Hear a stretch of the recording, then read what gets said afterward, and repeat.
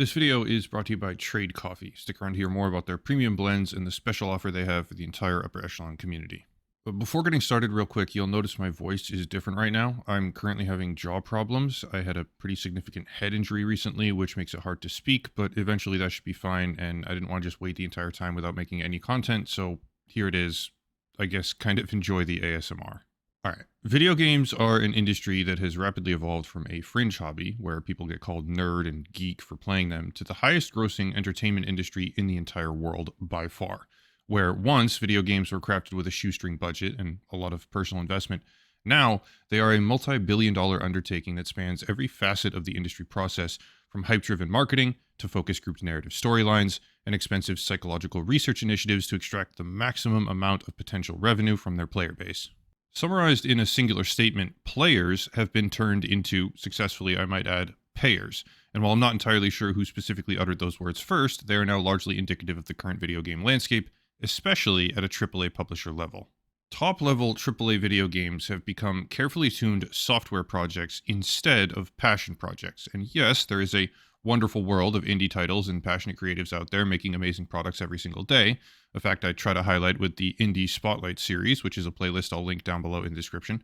However, the focus for today is discussing what seems to be the first indication of a newly emerging trend, which may, much the same as a concept like microtransactions, for example, become a widespread normalized phenomenon in the entire industry if we're not careful. Now, before discussing what that trend is and why it seems evident, I wanted to add something of a personal note here. Predictive content, in my opinion, is way more fun to make than reactive content. Of course, the highest viewership is always in the reaction, and offering my opinion on current events is probably the easiest way to maximize engagement. But when I think about the content I actually want to make, I always end up coming back in some form or another to the idea of prediction. Here's a likely industry trend, watch out for this unknown thing, etc., etc. And yes, obviously this opens the door for me to be completely wrong on more than one occasion, which has happened before and will certainly happen again at some point in time, but it's the content that genuinely engages me, and thus it's the content I think I may focus on more prominently in the coming year. Yes, good, okay, awesome. With all that said, what's the new industry trend that I believe will become a widespread normalized phenomenon? Easy. Quantity equals value as a categorical, consistent phrase. Some of you watching this, understandably, might say, well, that's already true. What kind of revelation do you think this is? But bear with me, because Strauss Zelnick, the CEO of Take-Two Interactive, has recently made certain statements to support this idea, which were admittedly misunderstood by some, but in context lend themselves to the idea that the data people may be telling the decision makers quantity directly equals value, which would mean a further degradation of the actual content in favor of making it miles wide, but only an inch deep. So breaking away from the main topic here, today's video sponsor is Trade Coffee. Now, I don't really drink coffee. It's just not something I'm an expert on, but today I definitely did drink some coffee, and I don't know if you can tell. It was really good coffee, which is why I agreed to do an ad. Slowing it down a little bit, Trade Coffee is a subscription service that lets you have and make better coffee at home. This is my cute little pour-over coffee pot I have now, and I have to say, if I'm going to be grinding out a video game like I have been with a few different titles lately, having a cup of coffee while I do it is definitely a potent combination. Trade specifically maps your preferences to hundreds of different coffee flavor profiles, and I honestly had no idea coffee was like this. I guess they have a whole scientific method for pairing you with the best combinations, and the quality is really, really fantastic. They roast your coffee to order, delivered exactly when you need it, and if you use the link down below in the description right now, you can check out one of their subscriptions today. Again, link down below in the description to check out one of their coffee subscriptions, which is approved by me, a non-coffee drinker, because it makes me spit lyrics like Eminem. Big thank you to Trade Coffee for sponsoring the channel. All right, Strauss Zelnick, what did he say? Well, in the second quarter earnings call for Take-Two Interactive, when asked about subscription pricing and the broader entertainment market at large, Zelnick said the following, quote, "In terms of pricing for any entertainment property, basically the algorithm is the value of the expected entertainment usage, which is to say that the per hour value times the number of expected hours plus the terminal value that's perceived by the customer in ownership if the title is owned or subscribed to. And you'll see that bears out in every kind of entertainment vehicle. By that standard, our frontline prices are still very, very low because we offer many hours of engagement. The value of the engagement is very high. So I think the industry as a whole offers a terrific price to value opportunity for consumers. That doesn't necessarily mean that the industry has pricing power or wants to have pricing power. However, there is a great deal of value offered. And look, it's our strategy here to deliver much more value than what we charge consumers. It's always been our strategy here. We want to make sure the experience is first class, and the nature of the experience is not just the quality of what we offer, it's also what you pay for it. Everyone knows that anecdotally." End quote. Now, some people out there took this to mean that he wants to price video games by the hour, which doesn't quite make sense from the full context of the quote. However, there's a second, significantly older quote out there that is attributed to him as well, and then some further surrounding research on the matter that starts to paint a picture of quantity equaling value, even if he wasn't saying that they want to charge per hour. The second quote from Zelnick reads like this from 2017, so quite a while ago. Quote, "We are convinced that we are probably, from an industry view, under monetizing on a per user basis. There is wood to chop because I think we can do more, and we can do more without interfering with our strategy of being the most creative and our ethical approach, which is delighting consumers. We're not going to grab the last nickel." End quote. See, that's referring to GTA 5, and it does read well. We're not going to grab the last nickel. They'll grab all your other nickels, but you lucky bastard, you get to keep the last one. Just kidding.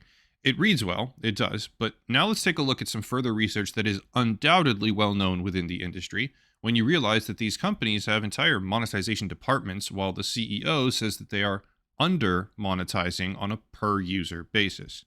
According to research from Interpret, quote, "Those who spend 20 hours or more playing games each week spend, on average, more than twice as much money as people who play for 5 to 10 hours per week, according to Interpret's new media measured data." End quote.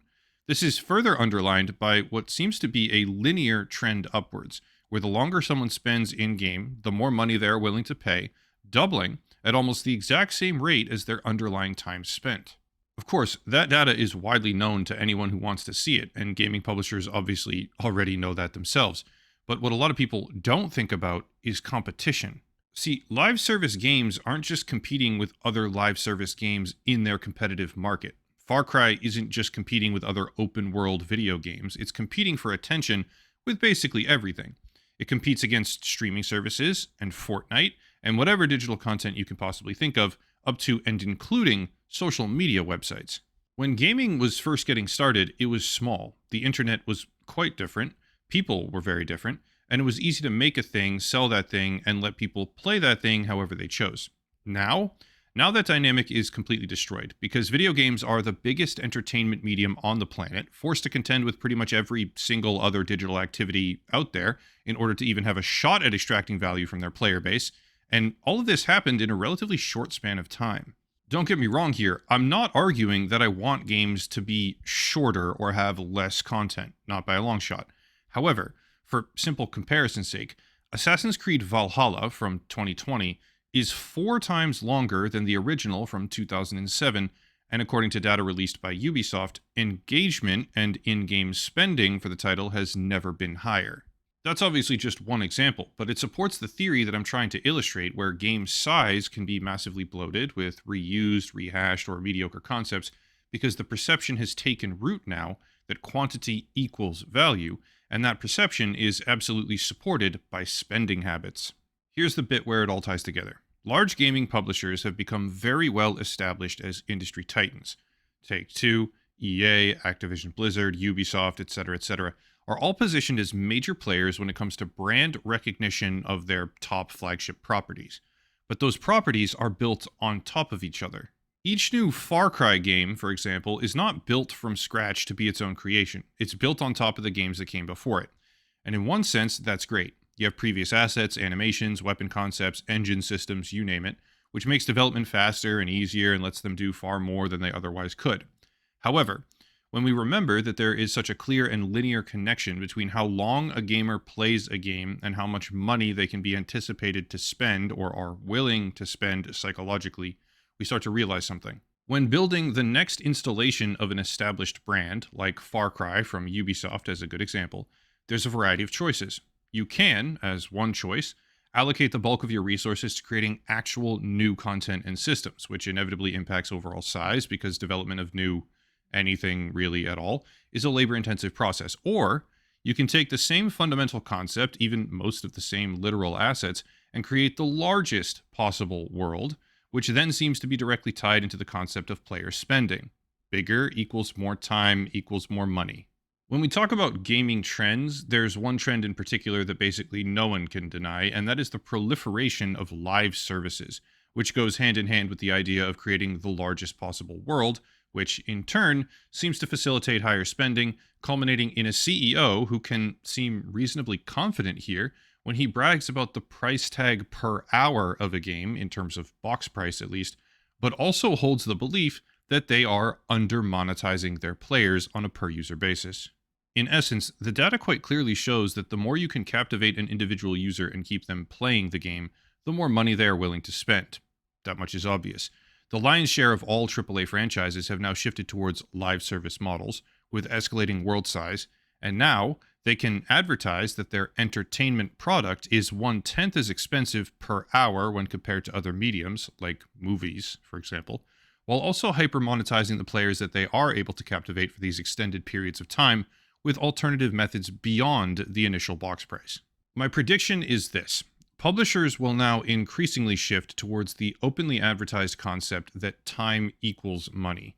They will lean into this data heavily because the decision makers at these companies are not actual video game enthusiasts, they're number crunchers and executives who are obsessed with share price and quarterly profit reports. And by doing so, they will create larger and larger worlds that feel smaller and smaller conceptually, because the research behind the product tells them that size equals playtime equals propensity to spend. The funny thing is, it's not really a clear-cut answer, and I can sort of see why they're going down this road. I honestly can. Is it correct to assume that a game with 120 hours of technical content is worth more than a carefully crafted 12-hour product? It's certainly worth more on paper for the company's bottom line and profit potential, if the average player will spend $120 extra over time spent playing. Is it correct to believe that games can be measured in such a way, where number of hours is somehow a realistic metric to even calculate with pricing at all? Or is it a misguided assumption because video games are fundamentally artistic products where the price can't be measured by something so formalized? Obviously, the industry, by and large, is moving towards carefully crafted products, focus grouped to be the perfect theme with the perfect number of hours and the psychologically addictive spending mechanisms to make them maximally profitable. It has been for a long time. But if the words of Strauss-Zelnick are any indication here, that trend has a lot more runway left. Lately, it feels like all open world titles have the same content to begin with, but if the focus even does truly shift from gameplay innovation to sheer size, we can expect a lot more homogenization of content on the horizon. That's it. If you want to support, there are links down below. The video sponsor, of course, locals and Patreon, monthly memberships, and some other stuff as well, but I'll cut it there and stop rambling.